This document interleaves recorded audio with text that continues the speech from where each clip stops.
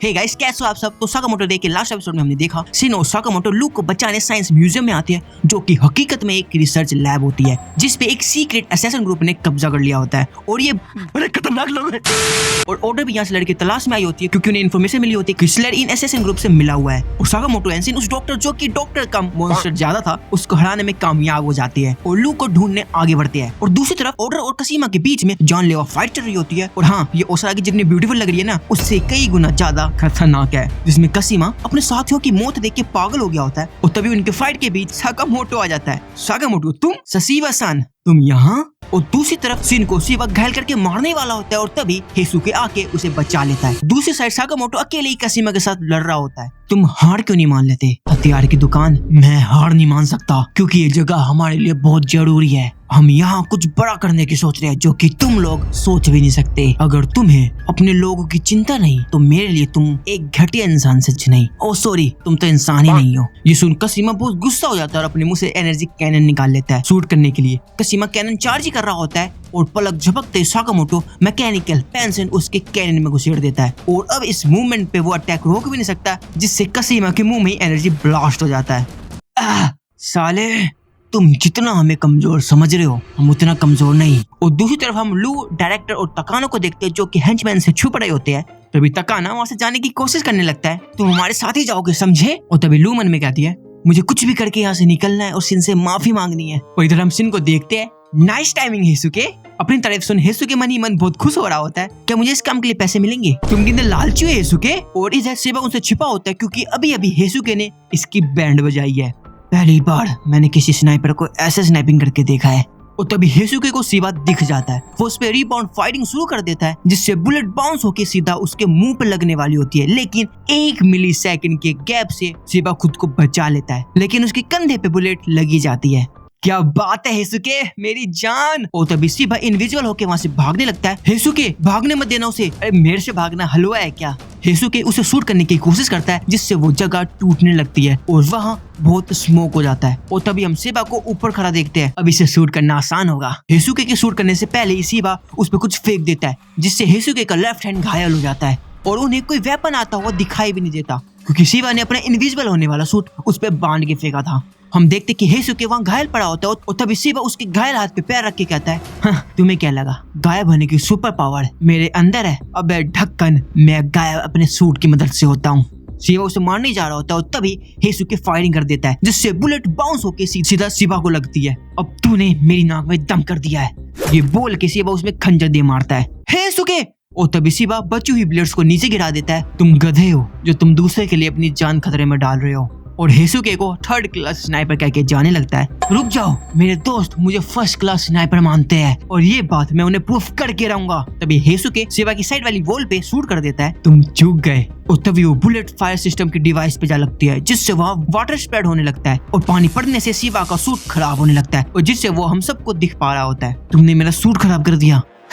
अब तुम्हारी बारी सेन। और तभी सीन शिवा पे अटैक करके उसे हरा देता है। अगर मैं तुम्हें देख पाऊं तो तुम कोई खतरा नहीं हो हमारे लिए। यार, मेरी बॉडी दर्द कर रही है। सेन, तुमने मेरा दिमाग अच्छे से पढ़ लिया ना?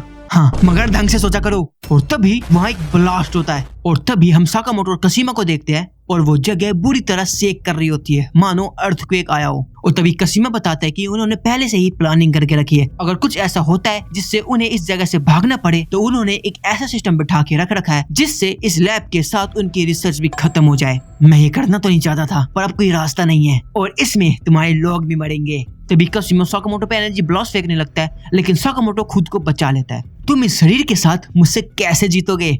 एक बार मेरा शरीर देखो, है ना ये बेमिसाल। मेरी बॉडी 70% वेपन है। ये कमाल मैंने लैब की साइंस और टेक्नोलॉजी को मिला के किया है। और तुम्हारे पास क्या है? ये थुलथुला शरीर। और तो और तुम्हारे पास कोई वेपन भी नहीं है। और तभी साकामोटो से अपनी वेपन दिखाता है, एक मैकेनिकल पेंसिल, कुछ 50% ऑफ के स्टिकर्स और एक टेम्पलेट। ये देख कसीमा कहता है, क्या मजाक है, और साकामोटो की तरफ अटैक करने दौड़ता है। और इधर साकामोटो जल्दी जल्दी मैकेनिकल पेंसिल से नॉक निकाल रहा होता है और उसे कसीमा की आंख पे दे मारता है। तुमने मेरी आंख में पेंसिल मार दी, गलत बात। कोई नहीं, तुमसे लड़ने के लिए मेरी एक ही आंख काफी है। और तभी साकामोटो उसकी दूसरी आंख पे भी स्टिकर लगा देता है जिससे उसे कुछ नहीं दिख रहा होता। अरे तुमने ये क्या कर दिया? और जोर से उसे मार के कहता है, तुम्हारा हथियार पे निर्भर रहना ये दिखाता है कि तुम एक थर्ड क्लास असैसिन हो। अगर तुम मुझे नहीं हरा पाए तो तुम फिफ्थ क्लास के असैसिन होगे। वैसे क्या तुम अमर हो? तुम्हें क्या लगता है? और तभी कसीमा कुछ सोचता है और साकामोटो से कहता है, एक वो ही था जिसने मुझसे वो कहा जो मैं हमेशा से सुनना चाहता था, और अब ये सब उनके लिए है और मैं भी। और तभी वहाँ ट्रेन आ जाती है और दोनों ही जंप लगा देते हैं। कसीमा साकामोटो को अपने मैकेनिकल आर्म से पकड़ लेता है और रेलवे ट्रैक पे घसीटने लगता है। तू इतना घटिया इंसान है कि तुझे मारने के लिए मैं अपने हाथ गंदे भी नहीं करना चाहता।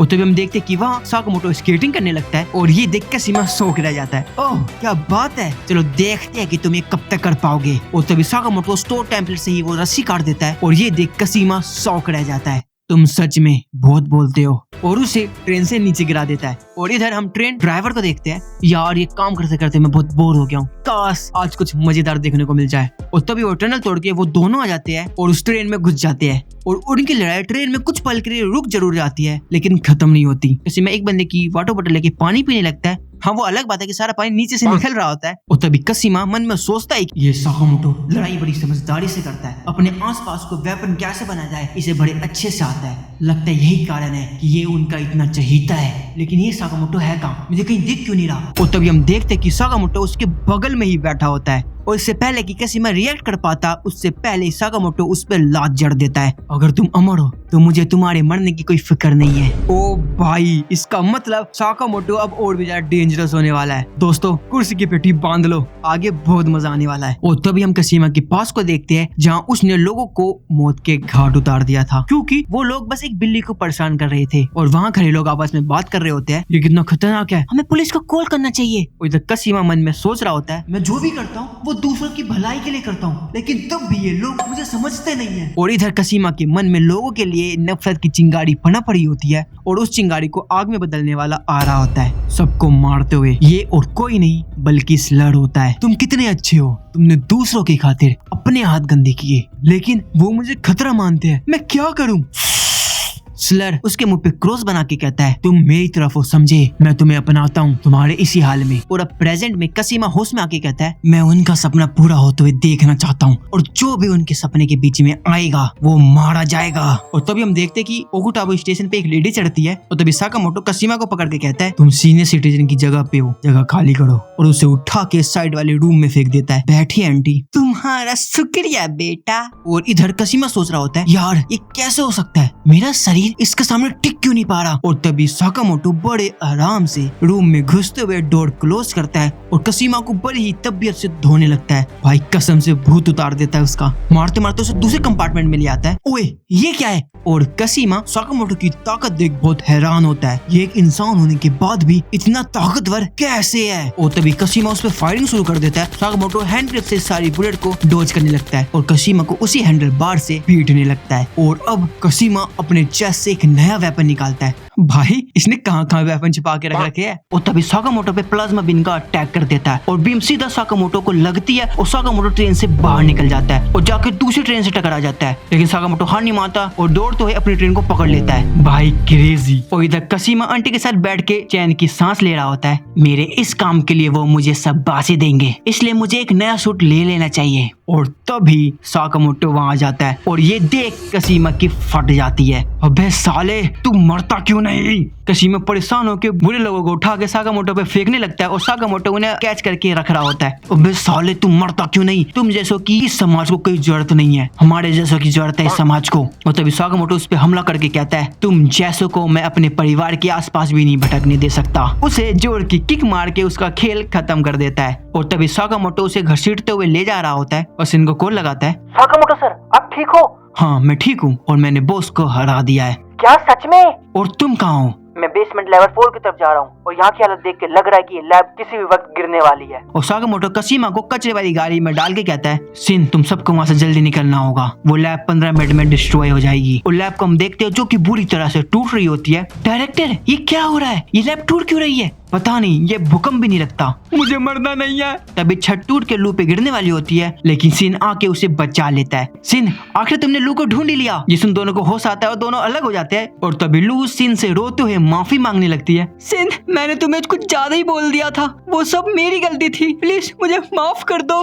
अरे पीछे हट, तेरी नाक निकल रही है, लगाएगी क्या? सिन उसे टिश्यू पेपर दे के माफी मांगता है, वैसे मैंने भी कुछ ज्यादा बोल दिया था, तो प्लीज मुझे भी तुम माफ कर देना। और ये देख हेसुके भी रोने लगता है। मुझे कुछ समझ नहीं आ रहा, लेकिन अंत भला तो सब भला, क्यों पिसुके? और तभी सिन डायरेक्टर को देखता है और डायरेक्टर सिन को। दोनों थोड़ा ऑकवर्ड फील करने लगते हैं और तभी सिन बताता है कि ये लैब पूरी तरह से गिरने वाली है सिर्फ 10 मिनट के अंदर। ओ भाई, इतने कम टाइम में हम सबको बाहर कैसे निकालेंगे? अंकल, क्या आपको लैब का मैप याद है? हाँ, मैं बनाने की कोशिश करता हूँ। और तभी हम देखते हैं कि डायरेक्टर ने वहाँ पे लैब का पूरा मैप बना दिया होता है। हम इतने कम टाइम में सबको कैसे बचाएंगे? और तभी सिन अपने पावर को यूज करता है और पता लगाता है कि कौन से फ्लोर पे लोग फंसे हुए हैं। सिन लू और हिसुके को 3rd फ्लोर पे भेजता है और डायरेक्टर के साथ खुद जाता है। और डायरेक्टर सिन को अपनी काबिलियत का पूरा और अच्छे के लिए इस्तेमाल करता देख बहुत इम्प्रेस होते हैं, बहुत प्राउड फील कर रहे होते हैं। और एज यूजुअल सिन ये सब सुन लेता है। अंकल, आपकी रिसर्च काम की निकली है ना? ये सुन डायरेक्टर खुश होकर कहते हैं, हाँ तुम सही कह रहे हो। और तभी हम सिक्योरिटी रूम में सीसीएबा-सान और ओसारागी को देखते हैं, जो कि कुछ ढूंढ रहे होते हैं। और तभी एक पत्थर टूट के सीसीएबा-सान पे गिरने वाला होता है और तभी ओसारागी उस पत्थर के टुकड़े कर देती है और सीसीएबा-सान से कहती है, सीसीएबा-सान, आपको और कितना टाइम लगेगा? मेरा ये करते करते हाथ दर्द करने लग गए हैं। ओसारागी, मुझे तुम पे पूरा यकीन है कि तुम मुझे कुछ नहीं होने दोगी। ओह,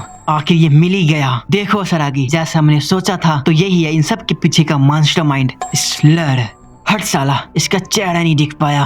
ओह, तो ये है जा का दुश्मन, वो जरूर ताकतवर होगा। सीसीएबा-सान मॉनिटर को तोड़ के कहता है, कोई बात नहीं, उसने सीधा ऑर्डर से पंगा लिया है, अब वो बचेगा नहीं। और इधर हम सिन और डायरेक्टर को देखते हैं, जो फंसे हुए लोगों को बचाने की कोशिश कर रहे होते हैं। सिन, किस तरफ? अंकल, इस तरफ जाइए, 2 लोग यहाँ फंसे हैं। सिन सीधा आ रहा होता है, उसे सामने कोई दिखता है, तभी वो एकदम से रुक जाता है क्योंकि उसके सामने स्लर होता है। और तभी सिन उसका दिमाग पढ़ लेता है और उसे अपनी मौत दिखती है। सिन के पसीने छूट जाते हैं और तभी स्लर सिन के पास जाके कहता है, ओह तो तुम हो सिन, कैसे हो? अभी मैं जा रहा हूँ, मेरा साकामोटो को हाई कहना, फिर मिलेंगे। सिन पीछे मुड़कर देख और वहाँ कोई नहीं होता। ये क्या था? और तभी हम लैब के बाहर का सीन देखते हैं जहाँ सबको बचा लिया गया होता है। सब भगवान का शुक्रिया कह रहे होते हैं और तभी सिन और डायरेक्टर भी वहाँ आ जाते हैं और सिन के आते ही सारे साइंटिस्ट उसे घेर लेते हैं और उसको शुक्रिया कहने लगते हैं और मन ही मन उसके बारे में सोच रहे होते हैं, अब ये छोटा नहीं रहा, समझदार हो गया है, देखो तो कितना लंबा हो गया है। और ये सब बातें सुन के सिन नर्वस हो रहा होता है कि आप सब भूल गया है कि मैं आप सबकी मन की बात सुन सकता हूँ। ये सब सुन के भी वो सब बात करना बंद नहीं करते, बल्कि और जोर से बोलने लगते हैं। और इधर डायरेक्टर साकामोटो बाकी सबको शुक्रिया कहते हैं सिन का ख्याल रखने के लिए।